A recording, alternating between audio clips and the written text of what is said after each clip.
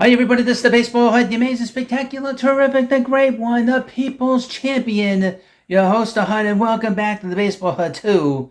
Hope you like this video and subscribe. We're going to talk about the top 25 Major League Baseball free agents for the 2023-24 offseason. This is from MLB.com. They give you the rundown of these 25 guys that are going to be free agents and where they're going to go, who's in the running for these players.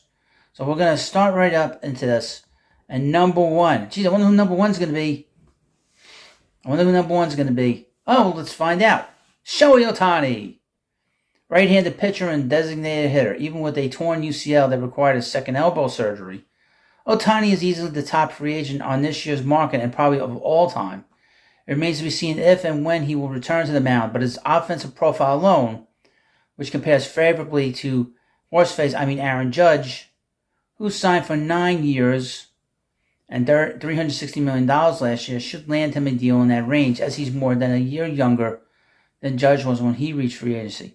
Most expect him to pitch again no later than 2025. It's possible his deal goes beyond Judge's, though the guaranteed dollars are sure to take a hit from what they would have been without the injury. I would expect a very incentive-laden contract when it comes to his pitching. And the potential fits here are all the obvious players, all the obvious suspects, the Angels, the Dodgers, the Giants, and the Mets. I would put it in, I would think this will be a battle between the Dodgers and the Giants. And the Mets will be the third team.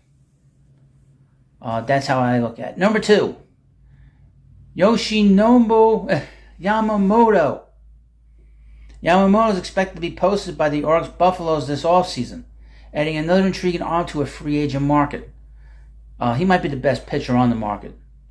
The 25-year-old has won both Pacific League MVP honors and the Sawamura Award, Japan's version of the Cy Young, each of the past 2 years, and the Triple Crown each of the past 3. Scouts believe Yamamoto can immediately jump into number 1 or 2 spot in a big league rotation. Potential fits, what they're saying here, is the Dodgers, the Mets, and the Red Sox. Number 3, Blake Snell. On May 19th, Snell was 1-6 with a 5.40 ERA after 9 starts. Leading many to project that he was costing himself a ton of money in free agency. From that point forward, he was arguably the best pitcher in baseball, going 13-3 with a 1.20 ERA over his final 23 starts. Snell, the 2018 American League Cy Young Award winner, could add a second Cy Young to his resume this season, which would make the left-hander only the 7th pitcher to earn that honor in both leagues. The potential fits, they're saying, are the Cardinals, Dodgers, and Padres. The Padres are losing money, so they are an interesting interesting team to sort of point out. Number 4, Cody Bellinger. Following his disappointing 21 and 22 seasons, the 2019 National League MVP was forced to settle for a 1-year, $17.5 million pillow contract with the Cubs last season, giving him an opportunity to reestablish his value before hitting the market again this winter. Bellinger made the most of his time in Chicago, posting a 307, 356, 525 slash line with 26 homers and 97 RBIs and 138 games. The 28-year-old Bellinger should be set up for a sizable multi-year deal in his second go-around in free agency. Potential fits are the Cubs, Giants, and Yankees. Aaron Nola, number 5. Nola was one of the most consistent, durable stars in the majors from 2017 to 2020, posting a 3.23 ERA and 106 starts for the Phillies. He finished 4th in the National League Cy Young Award race in 22, but his performance in 21 and 23 began to raise questions about how his 30s could look like. Nola's strikeout percentage this season was his lowest since 2016, though his walk percentage remained quite strong. He's never relied on velocity, using a 92 to 93 mile per hour fastball effectively thanks to his strong command. They're saying with him, the Cardinals, Giants, and the Phillies. Okay, the next up is the first reliever, Josh Hader. There are other proven closers on the market this winter, including David Robertson and Craig Kimbrell. Now I wonder if the Mets will be able to bring back David Robertson. Seeing that Billy Epler is gone, I wonder if David Stearns will be interested in him. But those two former All-Stars are on the wrong side of 35, won't be viewed as long-term options for a club seeking to stabilize the ninth inning. Hader, on the other hand, turns 30 in April and is arguably the best reliever in the game right now. Well, the most healthy one. The best reliever in the game is Edwin Diaz. Edwin Diaz landed a record-setting 5-year, $102 million deal last winter, a figure Hader might approach or eclipse as the best reliever available. They're saying the potential fits the Angels, the Phillies, and the Rangers. Keep an eye on the Phillies. Dave Dombrowski always likes to bring in closers. He sort of has disposable closers, and he might be going after him. He's not afraid to spend money. Number 7, Sonny Gray. Gray has had a roller coaster career. He had a good year this year. We'll go through this. They say the Braves, the Cardinals, and the Twins. He's not a big market guy. I see him possibly staying with the Twins. Number 8, Jordan Montgomery. He has been quietly. He's pitched really well, I guess. Pitched great for the Rangers down the stretch. He was the Rangers' best starter the last 2 months of the season, to be honest with you. According to this, he was 4-2 in his 11 regular season starts for the Rangers with a 2.79 ERA. In postseason so far, he's 3-1 with a 2.90 ERA in 6 games, 5 starts. He's been great. And he can't get a qualifying offer because he was traded. They say the Cardinals, Cubs, and the Rangers. The Mets should look into trying to get him. Number 9, J.D. Martinez. Martinez has been an all-star in each of the past 5 full seasons since 2018. 13-year veteran slugged 33 homers with 101 RBIs, providing great value after signing a 1-year, $10 million deal last December with the Dodgers. And he's 36. For teams in the race for Shohei Ohtani, Martinez could be a wise pivot to fail to land the presumptive AL most valuable player to fill their DH role. They say the Angels, the Dodgers, and the Mets. Mets could use some help at DH, certainly. Number 10, Matt Chapman, who just had his number. It's funny. You look at him on the surface, you think, boy, he's a good player. And then you dig a little bit deeper. It's like he was a great defensive player, but his offense is terrible. He hits home runs, doesn't drive in a lot of runs, strikes out a lot. In fact, the last month of the season, the Blue Jays did not play him. When they're trying to fight for a pennant, trying to fight their way to get a playoff spot, they were sitting him. Let the buyer beware with him. Because you'll get a great defensive third baseman, but his offense sucks. He's like a 7 or 8 hitter, and he's not worth any kind of money of any length. The Blue Jays, the Dodgers, and the Yankees, they say. He's made the order for the Yankees, don't you think? He would frustrate the hell out. I hope the Mets don't talk to him. Don't try to sign him. Number 11, Jorge Soler. 2 years ago, Soler won World Series MVP honors prior to free agency.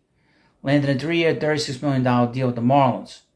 He had good time in 23, belting 36 homers in the season, and he's expected to opt out. The teams here, the Cubs, the Marlins, and the Orioles. Be interesting to see. I wouldn't think that they would re-sign him because with Kim Nang, she brought him in there. So Kim Nang is not there. I don't think he's going to be re-signing there. Clayton Kershaw. They say here the Dodgers or the Rangers. I think he's going to retire. Eduardo Rodriguez, a guy that had a chance to go to a contending team and he didn't go. Where's he going to go? They say the Orioles, Reds, and the Tigers. If the Orioles sign a player, I'll be a monkey's uncle. If they sign any player of note, I would be shocked. Okay, here's an international player. Jung-Ho Lee, center fielder, age 25. And he's a left-handed hitter, I think.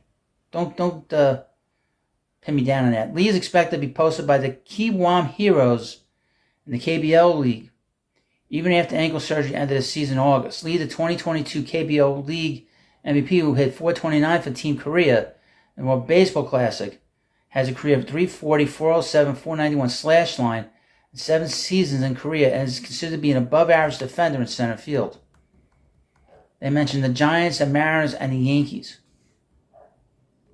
Lourdes Gurriel Jr. He made his first All-Star team in 23, establishing a career high of 24 homers while driving 82 runs.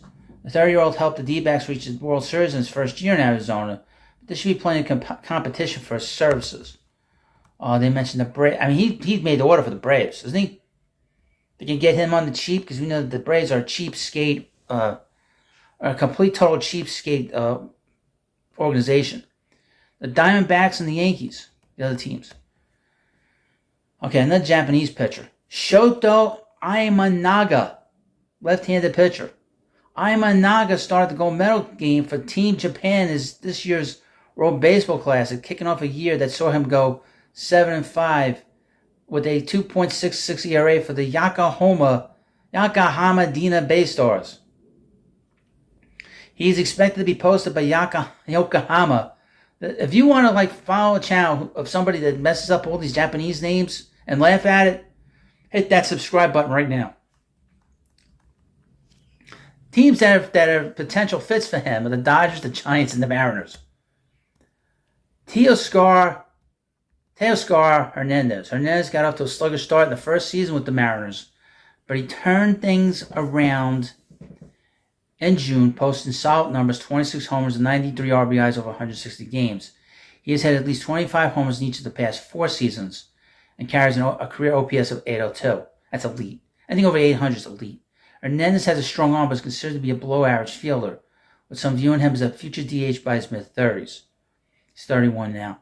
They mentioned here the Brewers, the Mariners, and the Mets. The Mets could use another bat in the lineup. Rhys Hoskins, who had probably the weirdest injury aside from Edwin Diaz, he goes back on a pop-up in spring training, blew out his ACL. Well, he's been with the Phillies. Well, their teams mentioned there was potential fits for him. And he's had at least 27 home runs the last 4 years.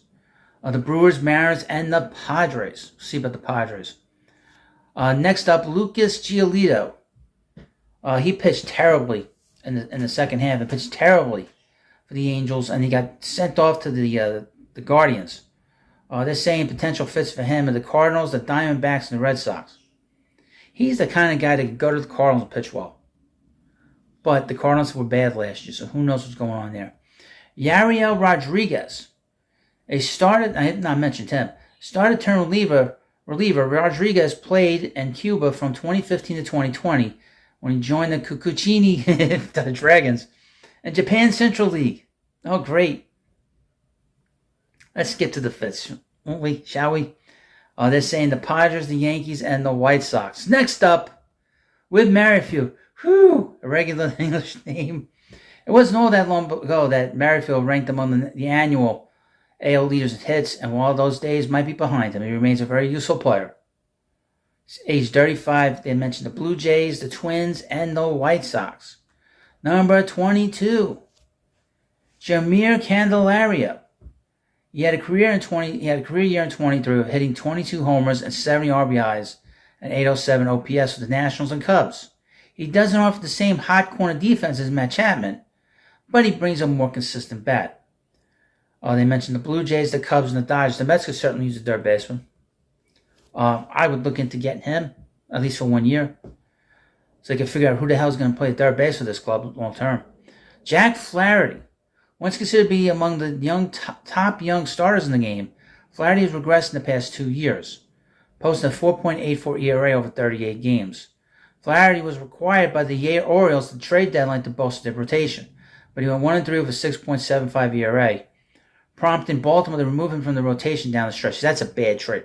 The Orioles were so cheap and lazy. They should have did a lot more to bolster that roster. They wouldn't have been 1-2-3 and done out of here. Potential fits: the Nationals, the Pirates, and the Rays. He's made to order for the Rays, isn't he? He's certainly made to order for the Rays. Hunter Renfroe.